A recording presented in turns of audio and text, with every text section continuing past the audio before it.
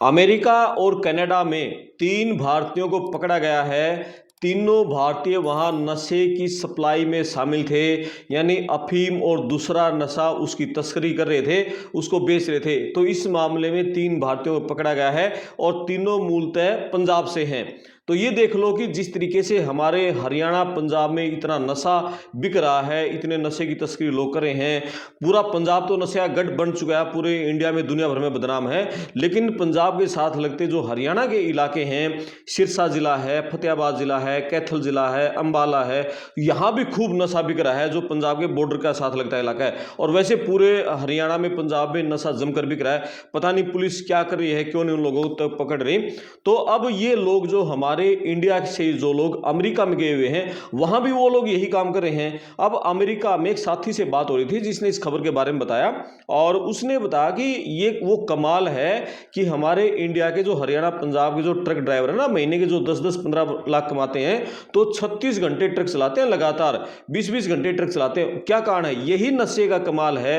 ये सारा कोई अफीम खाता है, कोई भूखी खाता है, कोई डोडा खाता है, और नशा करके अपना ट्रक पर चढ़े रहते हैं, चलाते रहते हैं, और नशे में फिर ये सारे हादसों को अंजाम देते हैं। ये भारतीय जसनप्रीत सिंह ने, हरजिंदर सिंह ने ये जो हादसों को अंजाम दिया, ये इनका तो नहीं पता इन्होंने नशा कर रखा था नहीं कर रखा था, लेकिन ये जो लंबा ट्रक चलाते हैं और फिर ये उसी धुन में रहते हैं और फिर ये हादसों को अंजाम देते हैं। अब जो पकड़े गए हैं न्यू जर्सी में, वहां वुडरीज एक जगह है, वहां से 2 सगे भाइयों को पकड़ा गया है। एक 24 साल का करणजीत सिंह है और 25 साल का जगरूप सिंह है, और दोनों भाई यानी नशे की इसमें तस्करी में और इसमें शामिल थे, खूब नशा बेच रहे थे, उनके घर से बहुत नशा मिला। तो मामला क्या हुआ, इन दोनों ने 42 पाउंड अफीम मंगवाई नीदरलैंड से, कोरियर के जरिए ऑर्डर किया, और वहां से अफीम आ रही थी, निजी कुरियर से अफीम आ रही थी। लेकिन जो border patrol, customs and border protection की जो टीमें हैं, डिपार्टमेंट होमलैंड सिक्योरिटी की जो टीमें हैं, आईस की जो टीमें हैं, डीएचएस की टीमें हैं, उन लोगों ने पहले पता लगा लिया और उसको जो कोरियर आ रहा था अफीम का, उसको रास्ते में उन्होंने पकड़ लिया। उसके बाद फिर वो कोर्ट में गए, कोर्ट के आदेश पर उनके घर पर दबिश दी। तो दबिश दी तो उनके घर में भी बहुत सारे जो नशीले जो दवाओं में शामिल होता है, जो नशीले पदार्थ है, वो काफी मात्रा में उनके घर से मिला, और 42 पाउंड वो नीदरलैंड से मंगा रहे थे। नीदरलैंड से वो मंगा रहे थे अफीम के सूखे दाने। तो सूखे अफीम के दानों में क्या होता है, मोर्फिन होती है बहुत ज्यादा, और एक एल्कलाइड होता है, यानी उससे कुछ नशा ज्यादा होता होगा, वो पता नहीं, मैं तो इतना साइंटिफिक जानकारी नहीं है। तो ये मतलब सूखे अफीम के दानों में मोर्फिन और एल्कलॉइड ऐसा कुछ उसमें था, और वो अमेरिका में बैन है, अमेरिका में आप उसको नहीं बेच सकते। और उसके चलते फिर ये जो चीजें वहां खतरनाक मतलब इसको नशीले पदार्थों में गिना जाता है, और जिसका वहां बैन है, वो आप मंगवा रहे हो, उसकी तस्करी कर रहे हो। तो इनके ऊपर जो आरोप लगाया गया है दोनों भाइयों पर, कि निजी कुरियर के माध्यम से अवैध पदार्थों की डिलीवरी कराने की साजिश रचने के आरोप में इन दोनों को गिरफ्तार किया गया। और फिर जब इनके घर से मतलब इनके घर पे दबिश देगी, तो वहां भी जो प्रतिबंधित खतरनाक पदार्थ हैं वो मिले, और फिर जो अफीम की फड़ियां मिली, नशीली दवाओं के वितरण में जो शामिल होने वाली और दूसरी जो अन्य वस्तुएं हैं, वो भी इनके घर से बरामद हुई। यानी किस तरीके से 2 सगे भाई और दोनों नशे की तस्करी में शामिल हैं। कुछ तो देख लेते यार, कि 2 भाई दोनों इस एक नशे में शामिल हो गए, यानी अब पीछे इनका जो घर होगा, माँ बाप हैं या और भाई बहन जो भी हैं, अब वो देखो मतलब पूरा परिवार कैसे संकट में आ गया।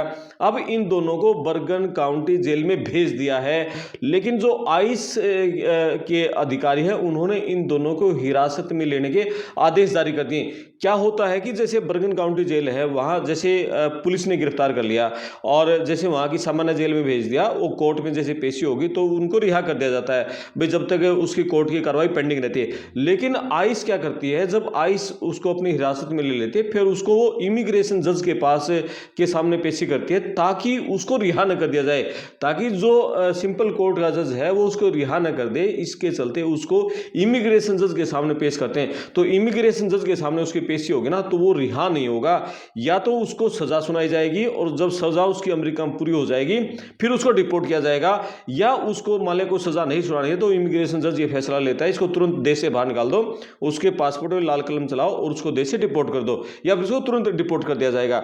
अब अमेरिका में लोग इस पर बहुत कमेंट्स कर रहे हैं। वहां जो गोरे लोग हैं, अमेरिका के लोग हैं, वो आइस को बधाई दे रहे हैं, डीएचएस को बधाई दे रहे हैं, बॉर्डर पेट्रोल की टीमों को बधाई दे रहे हैं कि वेल डन, बहुत अच्छा किया, कीप इट अप, और इनको डिपोर्ट किया जाए। कोई ये कह रहा है, मतलब ये कह रहा है कि इन लोग, आपने पूरे हमारे समाज को, सोसाइटी को बचा लिया, कितने लोग ये नशा करके नशे की गिरफ्त में आते, मतलब लोग बधाई दे रहे हैं। और इंडियंस के खिलाफ जैसे ये लिखा जाता है ना कि इंडियन अरेस्टेड इन यूएसए, भाई ये नस्लीय स्मगलिंग में गिरफ्तार हुआ है, तो पूरे टूट पड़ते हैं। यानी इंडियंस के खिलाफ नफरत जो लगातार बढ़ रही है। और जैसे ऐसा नहीं है सिर्फ इंडियन ही नशे की तस्करी कर रहे हैं, सारे देशों के लोग कर रहे हैं। वहाँ ग्वाटेमाला वाले हैं, वेनेजुएला वाले हैं, मेक्सिको वाले हैं और दूसरे देशों के लोग हैं, उधर अफ्रीकन कंट्रीज के लोग हैं, वो भी सारे नशे की तस्करी में शामिल हैं। लेकिन इंडियंस को पता नहीं क्यों टारगेट किया जा रहा है, पता नहीं। तो हमारे मोदी की और ट्रंप की दोस्ती बहुत गूढ़ हो चुकी है, इतनी गहरी दोस्ती है,